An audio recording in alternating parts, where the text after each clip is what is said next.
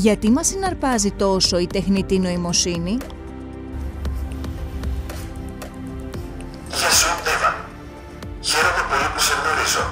Οδυσσέα, τα ρομπότ έχουν έρθει για να κατακτήσουν τον κόσμο.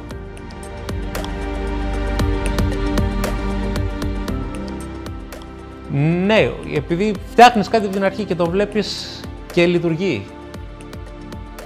Μπορείς να γίνεις πιο έξυπνος με την πάροδο του χρόνου. Θέλεις να μου πεις τι είναι η αγάπη? Χτίζονται τα πρώτα εργοστάσια ανθρωποειδών ρομπότ. Οδυσσέα, πώς βλέπεις το μέλλον τη σχέση ρομπότ και ανθρώπου?